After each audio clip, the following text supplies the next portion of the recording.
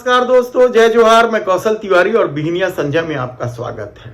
देश के प्रधानमंत्री नरेंद्र मोदी जिस ठसक के साथ 400 पार का दावा कर रहे हैं, भारतीय जनता पार्टी के कई नेता इस दावे के बीच क्या अपमानित महसूस कर रहे हैं या मोदी सत्ता की जो करतूत इलेक्ट्रल बॉन्ड के जरिए उजागर हुई है उसके बाद उनके सामने मुंह छुपाने के अलावा कोई चारा नहीं रह गया।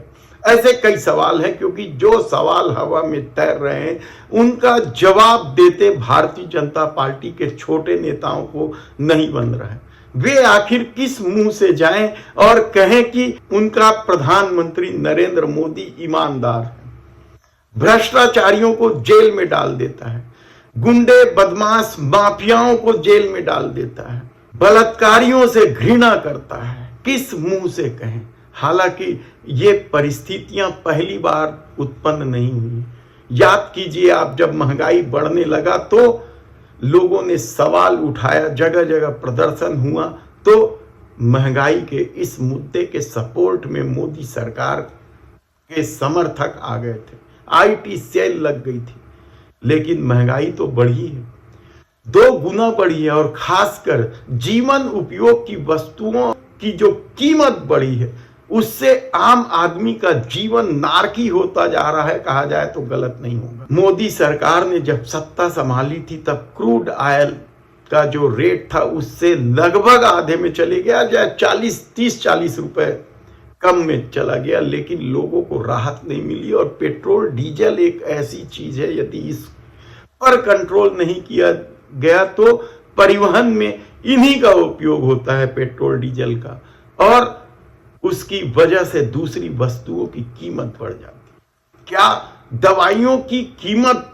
बढ़ाने के लिए कंपनियों को छूट दी गई और इसके एवज में मनमाने चंदा वसूले गए? 35 दवा कंपनियों ने इलेक्ट्रल बॉन्ड खरीदे हैं और भारतीय जनता पार्टी को जमकर चंदा दिया है। तो क्या उसकी एवज में कीमत बढ़ाई गई है? क्या महंगाई बढ़ने की एक बड़ी वजह चंदे का धंधा है? क्योंकि चंदा लेकर धंधा देने का भी तो काम मोदी सरकार ने किया, और सबूत है, सब कुछ सामने है। ऐसे में मोदी समर्थकों के सामने क्या जलील होने के अलावा कोई रास्ता नहीं।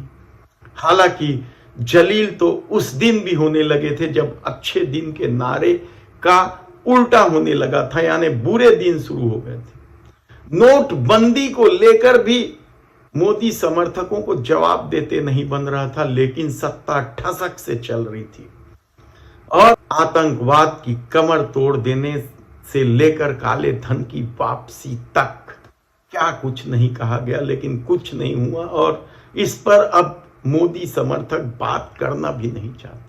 राम मंदिर के प्राण प्रतिष्ठा समारोह को लेकर भी जब इस देश के शंकराचार्यों ने सवाल उठाए तो मोदी समर्थकों के पास या हिंदूवादी संगठनों के लोगों के पास जवाब नहीं था। लेकिन बड़ी बेशर्मी से शंकराचार्यों की बातों को नजरअंदाज करके प्राण प्रतिष्ठा समारोह कर लिया गया, और शायद यही वजह है कि प्राण प्रतिष्ठा समारोह के बाद जिस आशा की उम्मीद मोदी सत्ता ने की थी वह पूरी नहीं हुई, क्योंकि इस तरह के करतूत को लेकर शंकराचार्यों ने भी सवाल उठाए थे। और सवाल तो इस देश की मांग बढ़ाने वाली बेटियों ने भी उठाया था। रोती कलपती सड़कों पर वे अपने साथ हुए यौन शोषण को लेकर मोदी सत्ता से न्याय की भीख मांग रही थी, लेकिन मोदी सरकार और उनसे जुड़े लोग उन महिला पहलवानों पर ही कीचड़ उछाल रहे थे। क्या कुछ भला बुरा नहीं कह रहे थे। सिर्फ एक सांसद जो 3-4 क्षेत्रों में प्रभाव रखता है, बृजभूषण शरण सिंह, उसको बचाने के लिए, यानी सत्ता हासिल करने के लिए किस तरीके से यौन शोषण के आरोपी को बचाया जा रहा था, इसका जवाब क्या मोदी समर्थक दे पाएंगे? मोदी समर्थकों के पास तो किसानों के आंदोलन का भी नहीं था। हालांकि वे उन्हें पाकिस्तानी, खालिस्तानी, देशद्रोही सब तरह के तमगों से नवाजते रहे और किसान मजबूत इरादों से डटे रहे और देश के प्रधानमंत्री नरेंद्र मोदी को माफी तक मांगना पड़ा था। किसान मरते जा रहे थे, लेकिन सत्ता से जुड़े लोग उनकी ही आलोचना कर रहे थे, उन्हें खालिस्तानी बता रहे थे।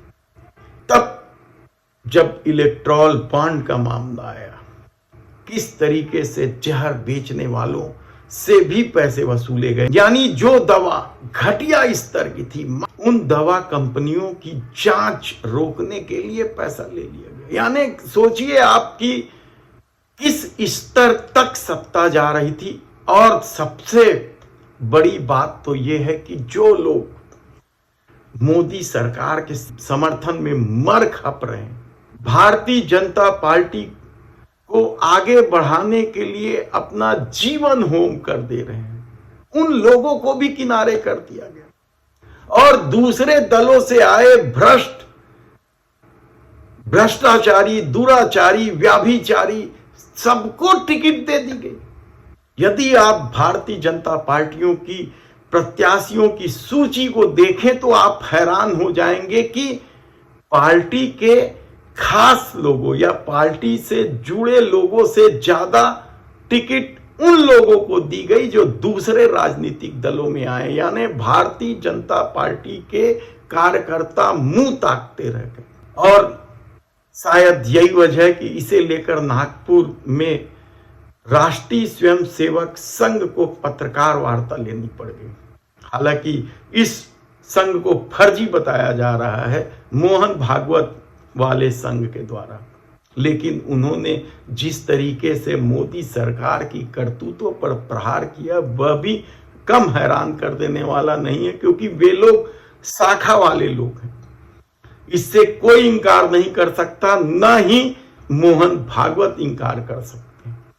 तब ऐसी परिस्थिति में जब दूसरे दलों के दुराचारी, व्याभिचारी, बलात्कारी, भ्रष्टाचारी सबको बुला बुला कर टिकट दिया जा रहा है, तो क्या सत्ता का मोह इससे बदतर और भयावह हो सकता है।